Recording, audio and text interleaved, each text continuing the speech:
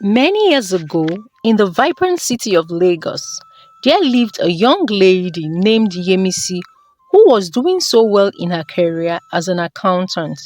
Yemisi was beautiful, outspoken, and most of all, a very intelligent young lady. She was one of the best staff in the bank she worked, and most of her colleagues were even jealous of her, considering how she would always take the award for the best staff of the year. Though Yemisi was book smart, she knew more than just books. She was a very sociable person. We can say she was a social butterfly. And really, when one gets to meet her, she was very lovable.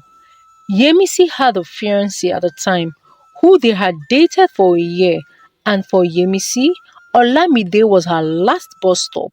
She really wanted to settle down quickly and start her own family. But one day, Olamide had called her over the phone to have a dinner with her, and Yemisi was excited as she dressed up for her dinner date with Olamide, all looking radiant and beautiful. However, Yemisi had one of the worst news of her life when Olamide had informed her that he was ending their engagement. Yemisi, I know we have come a long way, but I can no longer continue with this relationship, Olamide said with a mixture of confidence and pain in his tone. Olamide, why? Why would you say such? What wrong have I done? What wrong have I done to warrant this? Please, my love, if I have ever offended you in any way, please forgive me, Yemisi pleaded. Yemisi, you have done nothing wrong to me, but the truth is, I just can't continue with this relationship. Yemisi was battered and bruised by Olamide's sudden breakup. She did not see it coming, but she had to move on regardless. Though moving on without Olamide was the only option she had. But as the years went by, Yemisi became really agitated and worried. It was already 2 years after her last breakup, and no man was showing interest in her. Though she was barely 30 years old, Yemisi for some weird reason felt old, and for her, getting married was top on her list. Yemisi was promoted to the rank of a branch manager at her bank. She had acquired a lot of properties, a lot of land, and she was doing well financially and had even started building on a plot of land that she had acquired. However, whenever Yemisi's mother called in, she would remind her how her biological time was ticking and that she had no time to waste but to get married and start having babies before she gets to menopause. So most times, whenever Yemisi sees her mother's call, she would avoid it like a plague as she had already knew what her mother was going to say. Not until one day, Yemisi's mother, Olabisi, came visiting unannounced, and Yemisi welcomed her mother as it should be. Barely 30 minutes into Yemisi's mother's visit, she started again with the marriage talks and why Yemisi should settle down as soon as possible to start birthing children. Mother, I have heard you now. You have spoken about this marriage thing for more than 1 million times, if I'm not mistaken. I am not deaf.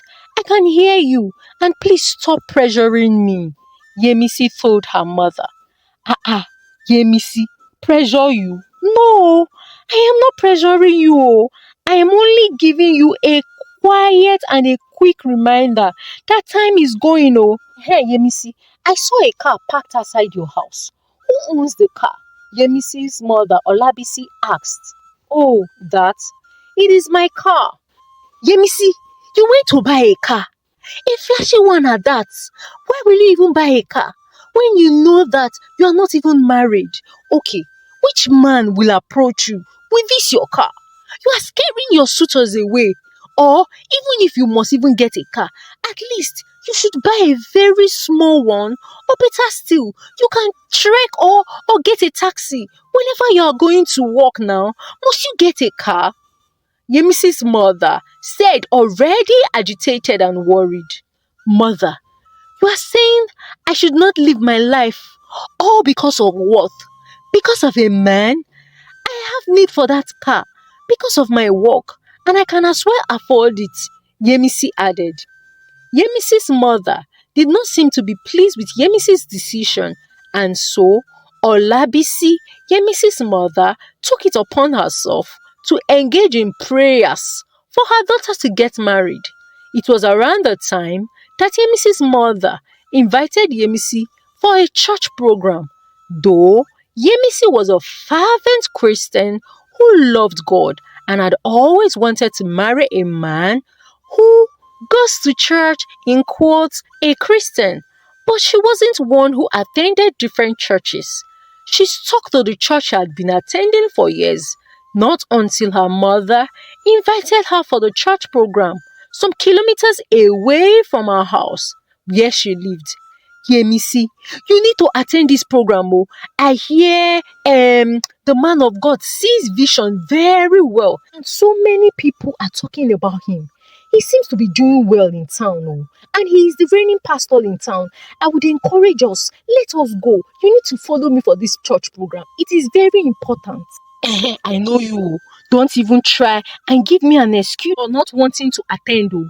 Olabisi, Yemisi's mother, made sure she wouldn't miss the program.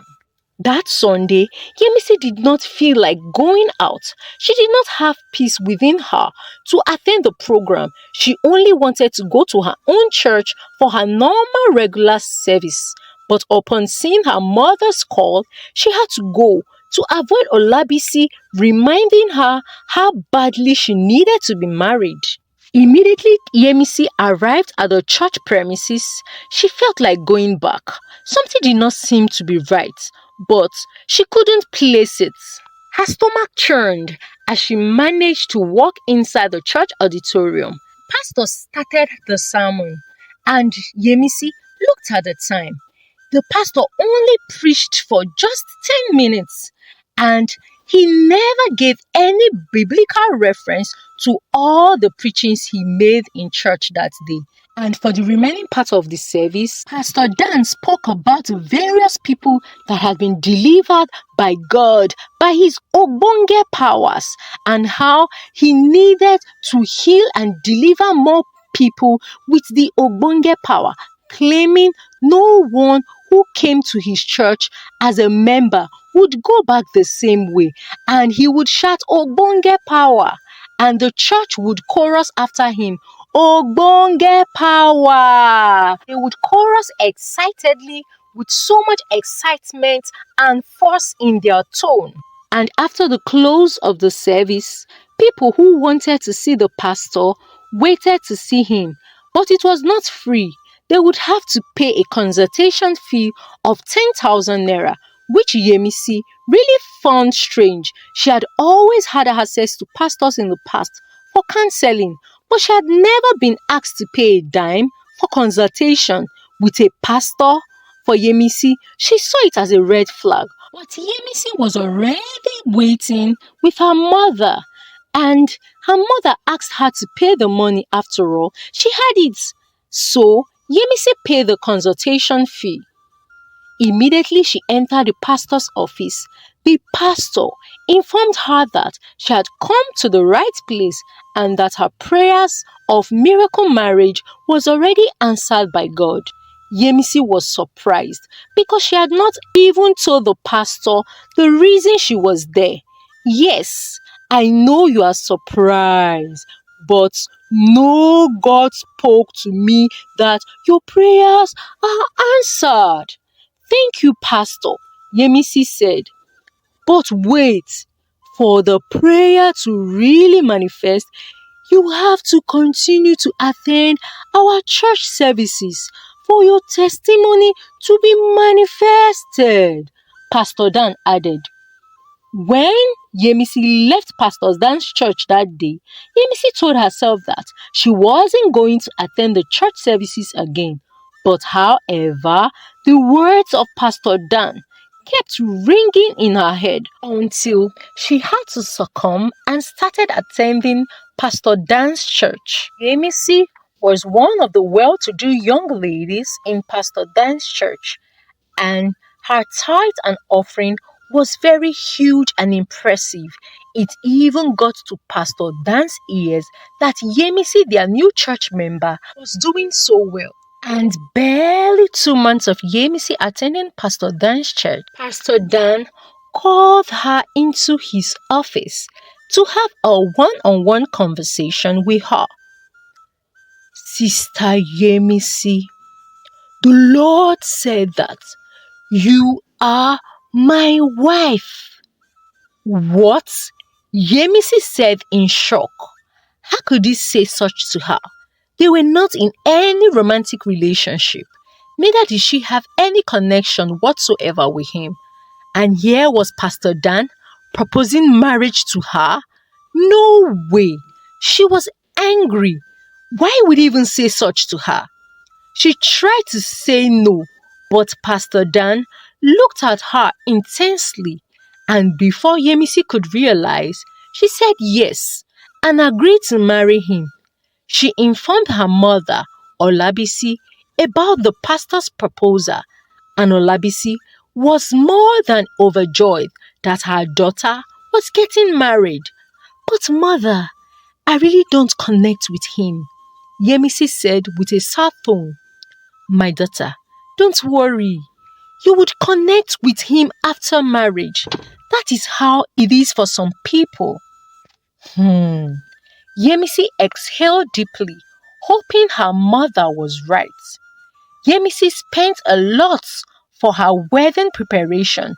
She was very financially stable, and for her, it was her wedding, and spending even more than the groom wasn't even a problem to her. After all, she wanted to have the best and best of weddings. Wedding between Pastor Dan and Yemisi was in a grand style. After their wedding, Yemisi moved to Pastor Dan's house. Though Pastor Dan's house wasn't as luxurious as hers, but he was her husband after all, so she moved in. It was her first time in Pastor Dan's house. Pastor Dan never allowed her to visit him, claiming he did not want to be tempted to fornicate since he was a pastor. That night, the couple slept off. Yemisi was surprised that Dan did not even make an effort to touch her. She felt he was too tired from the wedding preparation. But days soon turned to weeks, and Dan was yet to consummate the marriage. Each time he would give an excuse of how he was praying and could not afford to be tempted. I don't understand you. This is 2 weeks into our marriage and you haven't even touched me. Make it make sense, Dan, Yemisi said curiously and worried. But Dan did not say a word to her. He looked at her and left Yemisi. Yemisi was even more confused as she tried to wrap her head around what was going on, but nothing seems to make sense to her. However, one day, Dan called her for a conversation. He hesitated to speak at first, and then he cleared his throat. Yemisi, I want you from today henceforth to give me your full salary. As the man of this house, you have to be submissive to my authority. How can you even tell me to give you my hard-earned money? Before Yemisi could even continue any further, Dan yelled as he clenched his fist in anger. With a tone Yemisi had never heard in her entire life. I say from today, you must give me all your salary, Dan commanded. Yes, sir. Yes, sir, Yemisi replied, already too afraid to question him. The fury in Dan's eyes said it all, that if she did otherwise, she would be dealt with. The following month, immediately Yemisi received her salary, she submitted the money to her husband. She would do with whatever he deemed fit. He would spend the money and would only give her transportation to her workplace every day. Though, one day, Yemisi's friend asked her why she stopped driving her car using public transport. She lied that Her car was faulty and needed repair. Meanwhile, Dan had warned her to stop using her car because she was wasting too much money on fuel, but rather she should use public transportation, which was way cheaper for her. Pastor Dan was revered by his church members in church. He was a monster at home, but while he stood at the pulpit giving sermon, Yemisi would sit on the pastor's wife's chair, totally oblivious of how she got herself entangled into a life of double standard, a life of pretense, a life of suffering and smiling. She would cancel other married women in her church, but deep down in her heart, she was dying. But she could not speak up. After all, she was the almighty Pastor Dan's wife. 1 year into their marriage, Pastor Dan had only touched her once, and that was the day that Pastor Dan did his 3 years church anniversary. And Yemisi became hopeful that things would get better. But he never touched her again. He never had any sexual contact with her ever again. That day was the first and the only day that Pastor Dan had sex with his wife. One day, Dan called Yemisi and asked her to declare all her assets. Yemisi had never told Dan she had landed property, but now she needed to think fast, and so she simply said, "My husband, I don't have assets. I only have liabilities like the car." Dan looked at Yemisi's eyes intensely, seeking to get the truth from her. But Yemisi's face was very plain and vague, and Dan couldn't tell she was lying. As the days went by, whenever Yemisi slept, she would have countless nightmares, from masquerade chasing her to a man chasing her with a cutlass. And when she would wake up, she would be sweating profusely. And so, Yemisi proposed in her heart to be more spiritual and have personal relationship with God. And so, she would wake up at midnight praying. But each time she woke up to pray, her husband was never in bed. But she would pray, begging God to have mercy on her and deliver her. Yemisi also started reading her Bible frequently, and soon she became more fervent in her prayer life. Soon, her husband started complaining that she prayed too much, and it really surprised Yemisi. After all, her husband was supposed to be a so-called man of God.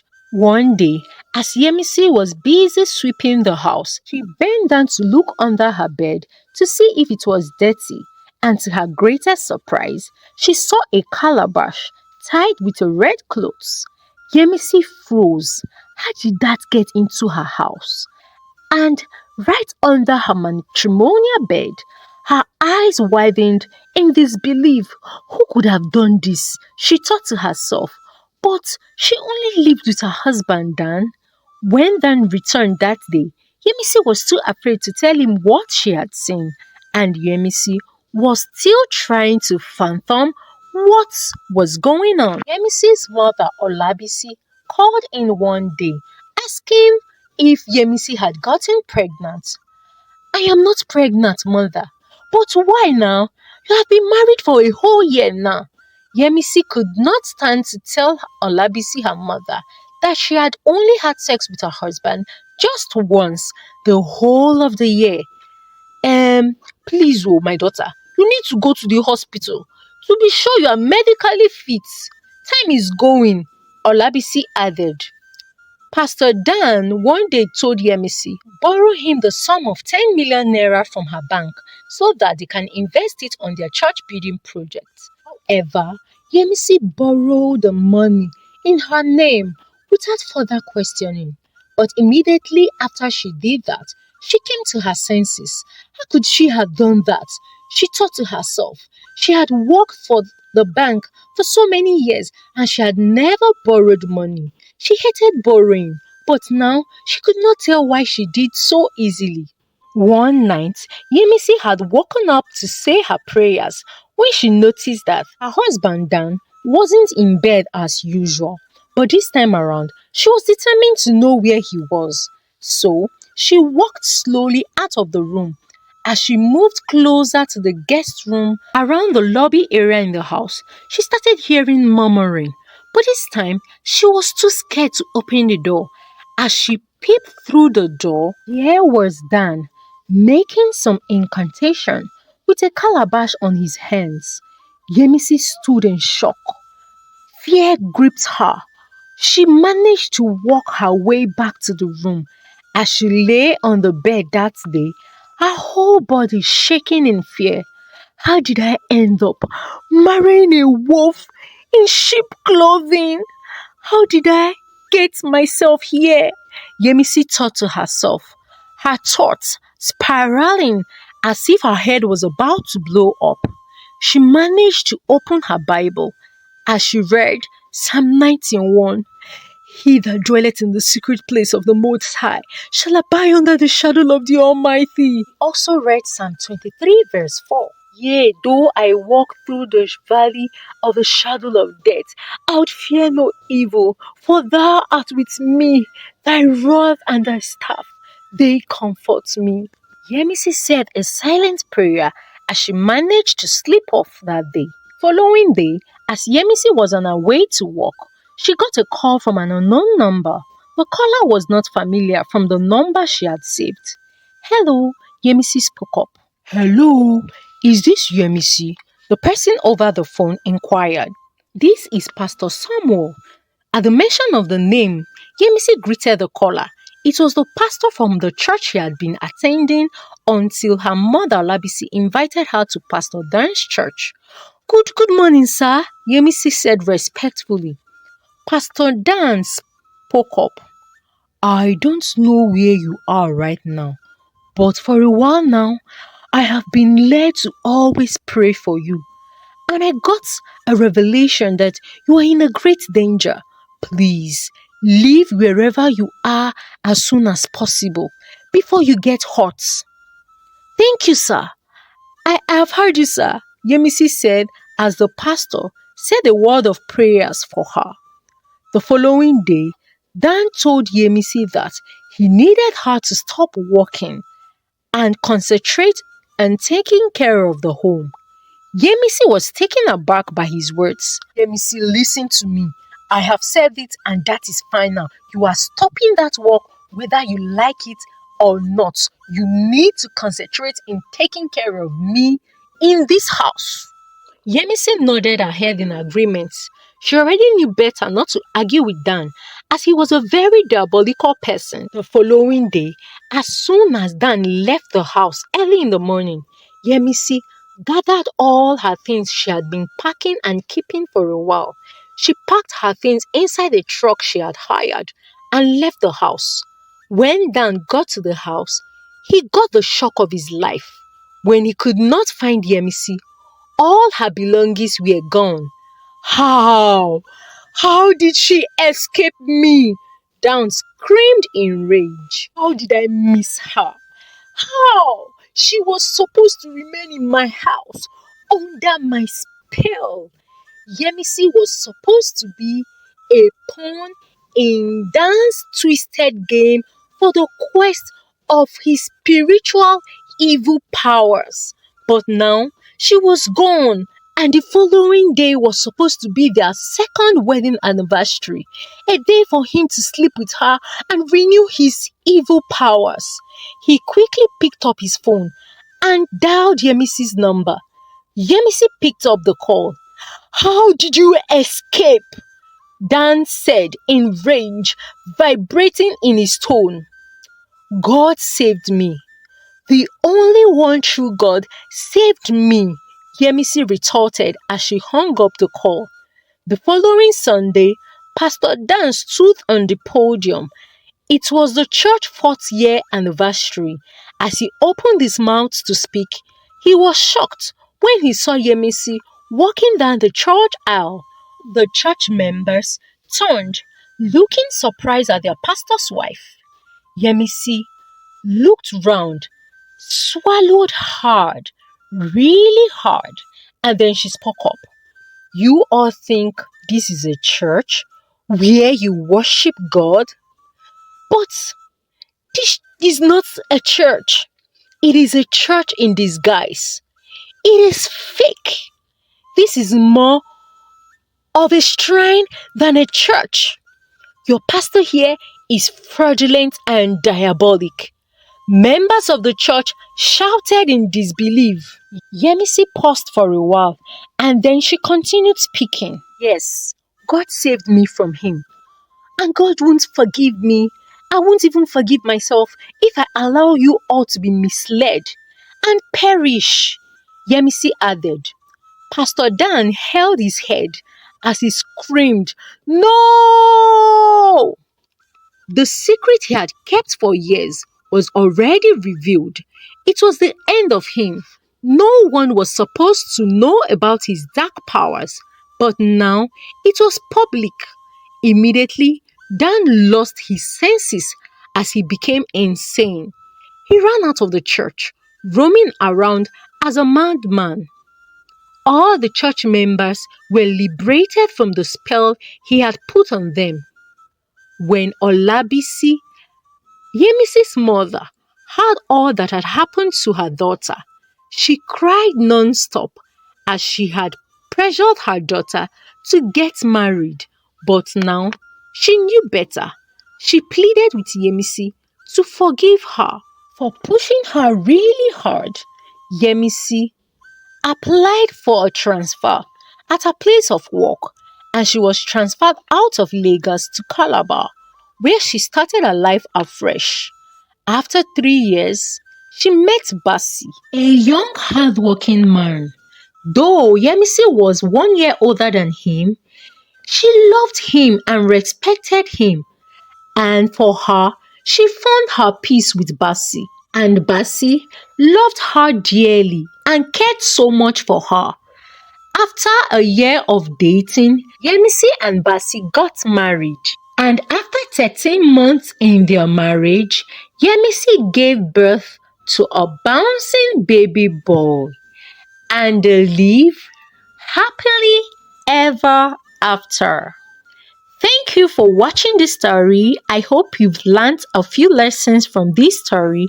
Please kindly let us know the lessons you have learned in the comment section. Like this video please and subscribe to this channel if you're not already subscribed to this channel. Please kindly share out this video to your loved ones. Until I come your way again with another African story. For now, from African Tales by Omon, it is bye.